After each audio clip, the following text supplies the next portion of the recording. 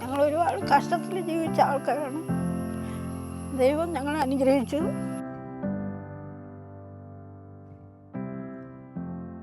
മെക്കിൽ പോയി അവിടെ പഠിച്ചു. സ്റ്റാഫ് നല്ലൊരു സപ്പോർട്ടായിരുന്നു. പഠിപ്പിച്ച് തരുന്നതിൻ്റെയും കാര്യങ്ങളൊക്കെ നല്ല സപ്പോർട്ട് തന്നെയായിരുന്നു. നെക്സ്റ്റ് ഒരു എക്സ്പീരിയൻസ് ആയിട്ടാണ് ഈ മെക്കിലേക്ക് വരുന്നത്. പഠിച്ചു കഴിഞ്ഞു. അവിടെ നിന്ന് നെക്സ്റ്റ് എന്ത് എന്നുള്ളത് എനിക്ക് അറിയില്ലായിരുന്നു. അതായത് എനിക്കൊരു ഡ്യൂറേഷൻ ഉണ്ടായിരുന്നു. ഡിഗ്രി കഴിഞ്ഞ് ഒരു ഗ്യാപ്പ് ഉണ്ടായിരുന്നു. അപ്പോൾ അത് എന്ത് ചെയ്യും എന്ന് എനിക്ക് അറിയില്ലായിരുന്നു. എല്ലാവരെയും പോലെ എനിക്കും അറിയില്ലായിരുന്നു അത്.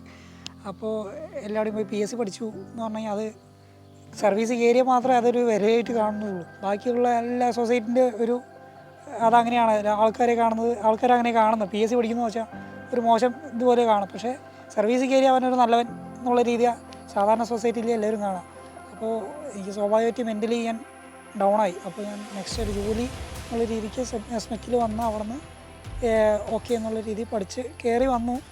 ഓക്കെ, അതിന് സ്റ്റാഫ് നല്ല രീതിക്ക് സപ്പോർട്ട് ചെയ്തിട്ടുണ്ടായിരുന്നു.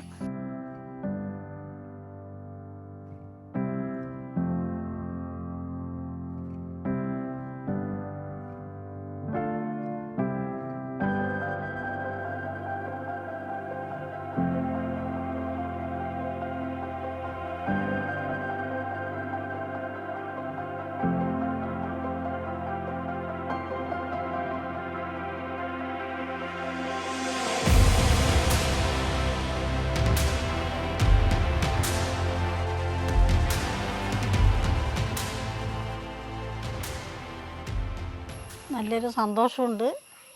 പിന്നെ മൂത്ത മോന് ഇതുപോലെ ഒരു ജോലി കിട്ടി, അതിലും സന്തോഷമുണ്ട്.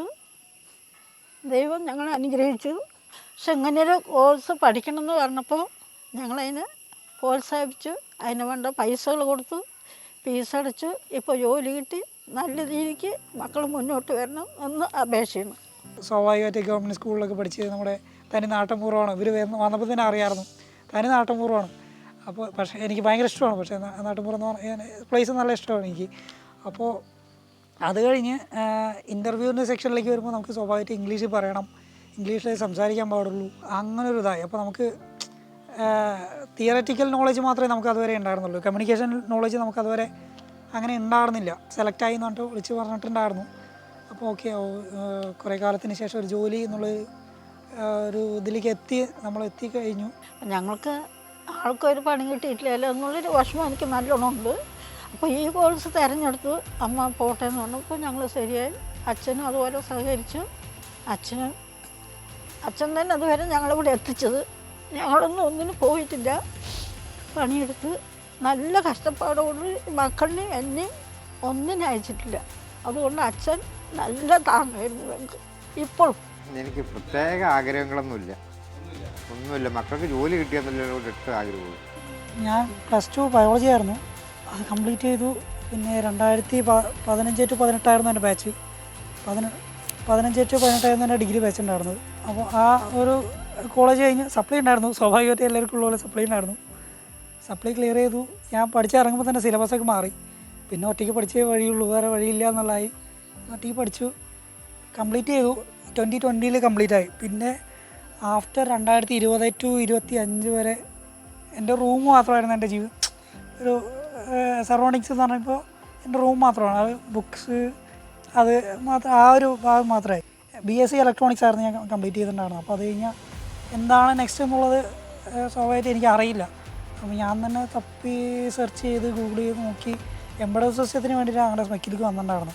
ചൈൽഡ് മുതലേ ഓട്ടോമേഷൻ എന്ന് പറഞ്ഞാൽ അങ്ങനെയല്ല, ഒരു സാധനം ഉണ്ടാക്കി അത് സക്സസ്ഫുൾ ആകുക പറയുമ്പോൾ നമുക്കൊരു ഹാപ്പി ഉണ്ടാവും. അത് എന്തോ അവിടെ എത്തിപ്പെട്ടു. പിന്നെ ആഫ്റ്റർ കോഴ്സ് കഴിഞ്ഞതിന് ശേഷം ഇൻ്റർവ്യൂ ഒക്കെ അറ്റൻഡ് ചെയ്തിട്ടുണ്ടായിരുന്നു. സ്വാഭാവികമായിട്ട് ഒരു ഇംഗ്ലീഷ് മീഡിയം, ഞാൻ മലയാളം മീഡിയത്തിലായിരുന്നു പഠിച്ചുകൊണ്ടിരുന്നത്. ഇംഗ്ലീഷിലായിരുന്നു ക്വസ്റ്റ്യൻ കാര്യങ്ങളൊക്കെ, ഇംഗ്ലീഷായിരുന്നു ഇൻ്റർവ്യൂ കാര്യങ്ങളൊക്കെ. കുഴപ്പമില്ലാത്ത അറ്റൻഡ് ചെയ്തുകൊണ്ട് എൻ്റെ ഒരു വിശ്വാസം. അപ്പോൾ ശരിയെന്നുണ്ട് ചെന്നൈയിൽ സിനർജി എന്നുണ്ടൊരു സിനർജി സിസ്റ്റം ആൻഡ് സൊല്യൂഷൻ എന്ന് പറഞ്ഞിട്ട് കമ്പനിയിലേക്ക് കിട്ടിയത്. ഇനി നെക്സ്റ്റ് പോകുന്ന ഇതിലാണെങ്കിലും ഫീൽഡ് കാര്യങ്ങൾക്കാണെങ്കിലും കുറച്ചുകൂടി നോളജ് വൈസായിട്ട് ഇമ്പ്രൂവ് ചെയ്യുക, അവിടെ എക്സ്പീരിയൻസ് എങ്ങനെയാണ് നോക്കുക, ബെസ്റ്റ് ആവാൻ നോക്കുക. അതൊക്കെ തന്നെയാണ് എൻ്റെ കംപ്ലീറ്റൻസി എന്ന് പറയാം. ലൈഫ് ലോങ് അതൊക്കെ തന്നെയാണ്. അമ്മയ്ക്ക് എന്താ ആഗ്രഹം എന്ന് ചോദിച്ചില്ലേ? അപ്പം മക്കളുടെ ആഗ്രഹമല്ല നമ്മുടെ ആഗ്രഹം. അപ്പോൾ മൂത്ത ആൾക്ക് ജോലി കിട്ടിയപ്പോൾ അച്ഛനൊരു വണ്ടി വാങ്ങിച്ചു കൊടുത്തു. ആ എനിക്കൊരു മാല വാങ്ങിച്ചു തന്നു, സ്വർണ്ണമാല. അപ്പോൾ അതുപോലെ ഇയാൾക്ക് അങ്ങനെ ആഗ്രഹിക്കില്ല. കുട്ടിയുടെ മനസ്സിൽ എന്താ ആഗ്രഹം അതേ ചെയ്യുള്ളൂ.